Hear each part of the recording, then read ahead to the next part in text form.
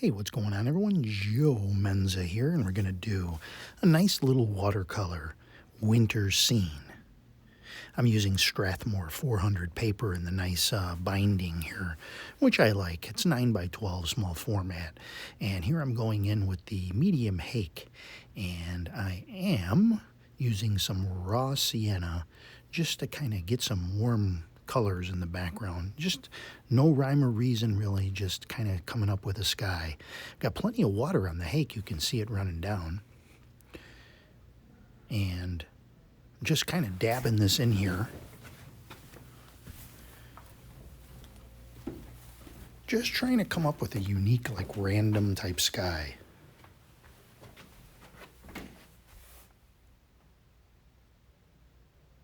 Just dabbing out a little bit of if there's excess water, you can use the Hake to kind of reabsorb it back in. So if there's any excess and you don't want any running down, you can take the Hake and you can absorb it back in. Now, if you're using, a flat surface, then you don't have to worry about running down, but you'll still have a little excess of water there. Okay, so I'm pretty happy with that sky. Now, the next thing I'm going to do is I'm going to take a little burnt umber, not really wash the brush or anything, and I'm going to make like a little creek, a little river right down the middle, almost like a runway right down the middle. And I'm going to shape that. When you're doing these winter scenes, you want to reserve your whites. That's going to be your snow. Now, you can tint them a little bit, but the more white that you leave, the more convincing that it's going to be that it's snow. But you still want to put something there so it doesn't really look like you forgot part of the painting. So you almost have to put like a little grass sticking out, a little tint of the paper, something. And if you're going to do a little creek, you need a little edge for the water, which is, where the water is kind of melting right up the edge of the creek. Maybe there's a little dirt or there's a little, grass that's hibernating that's underneath. And if you want to tint, you can tint that a little bit. You could put a little water on the brush.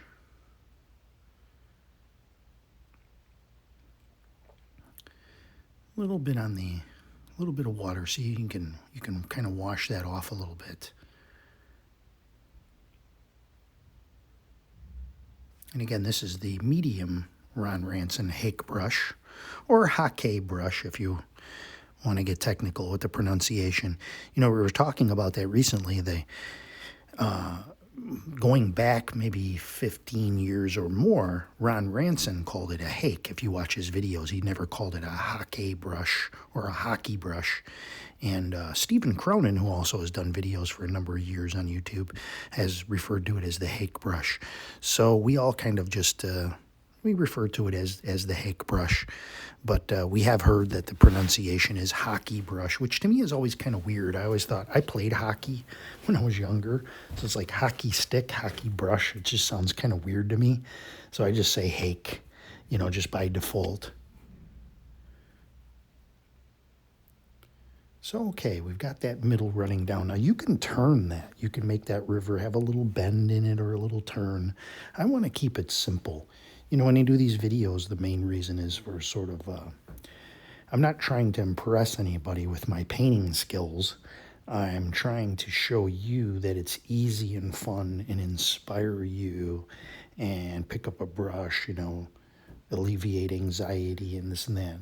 This is for you to be able to enjoy and, get something out of without making it overly complicated. And I'm constantly looking at ways and methods and techniques to do it really the simplest way with the best possible outcome.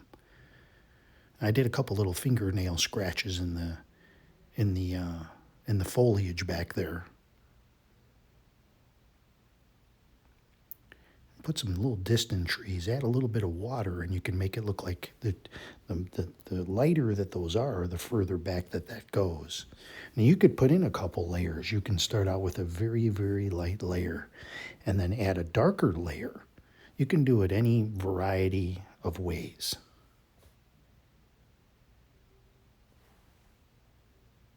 Now, for the water, I had just a little bit of water on the brush, and just did a quick light stroke across to get that effect for the water and to leave a little bit of white behind.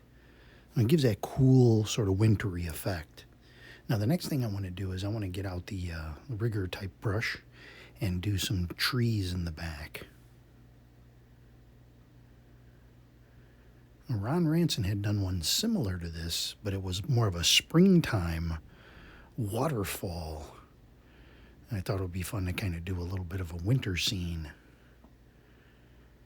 And if you're not familiar with Ron Ranson, he would have been 99 years old this year, I believe, and he passed away sadly in, I think, 2016, and he pioneered the use of this brush in such a way that you would use a larger brush and not fiddle as much by using small, tiny brushes, and use that brush in such a way with shapes and water on the brush for water control, and again, to not fuss and not fiddle.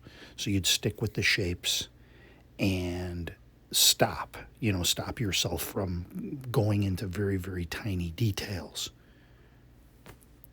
just to simplify the painting method. And if you're interested in more of this method, I am one of the admins at the Ron Ranson Disciples group on Facebook. And we have a great group of people there that are all levels of their journey in painting. And it would be great if you came over and joined us, there's like 3 entry questions, and show us your work, ask questions, participate. And it's a lot of fun, and a lot of people enjoy it and get a lot out of it.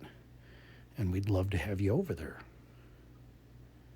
So I'm just doing some finishing touches up. I saved sort of the darks for the end, and putting a little darker areas in. Take the little credit card and scratch away the rocks.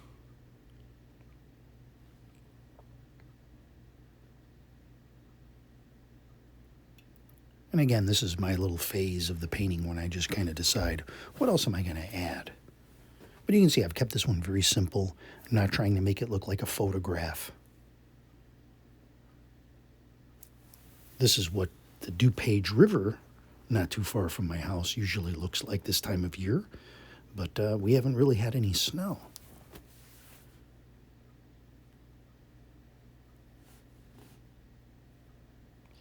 Just putting in some little details, little sticks and twigs and things. Kind of made this up from really memory, not really from imagination, because I had taken a photo of this. I don't know where the photo went, but I had taken a photo of this area a few years ago, and we did a challenge in the group trying to paint it, the river, and several of us did it, even a couple of other YouTube content creators actually painted as well, including Stephen Cronin. If you can find that one, it was probably 2019, I want to say. It was a lot of fun. So this is similar to that. But you put your own spin on it, Like here, I'm going to make a little bit of purple.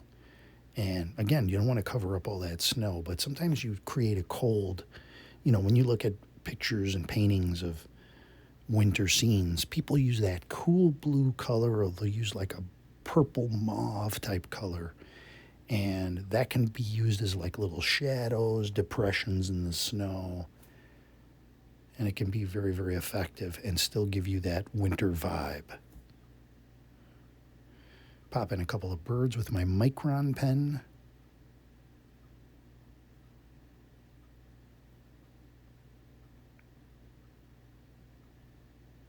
Sign it, and I usually leave them in this binder, because the paintings, I have bins of paintings,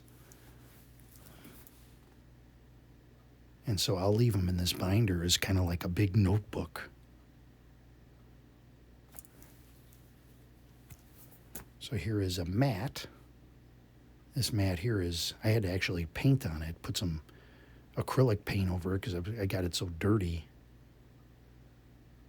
And that's it. That is the little winter creek, a little DuPage River winter creek.